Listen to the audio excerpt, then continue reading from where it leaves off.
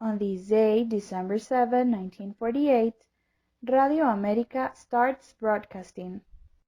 Radio America began its transmission in 1948 on the frequencies of 6,410 shortwave with a power of 6 kilowatts and 1,270 medium wave with 3 kilowatts. Over time, it's increased its coverage by acquiring a power of 10 kilowatts and installing a series of repeaters in the main cities of the country. It originally belonged to Mr. Sergio Castellón, who years later agreed to transfer control of the station to Rafael Silvio Peña, a citizen of Cuban origin with a lot of experience in radio, who arrived in the country in 1947 with the purpose of organizing HRQ Radio Suyapa in San Pedro Sula, a station of Colonel Eduardo Galeano. Mr. Emilio Díaz arrived in Tegucigalpa in the 50s to adapt novels, something he had already carried out in the city of San Pedro Sula some years ago. He excelled as a director of novels, producer, announcer, librettist, radio actor, and animator of musical programs. At the present time, there are many professionals who in various areas recognize the work he played in radio between 1950 and 1959. But the process of evolution does not stop there.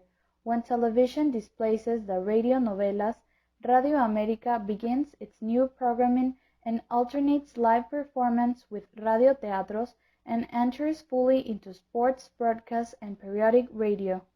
The show that Radio America broadcasts in his old studio in front of the Valle de Tegucigalpa Park, sponsored by a fizzy drink, was so crowded that Mr. Peña had to place a guard so that the unsettled public did not give free rein to their emotions.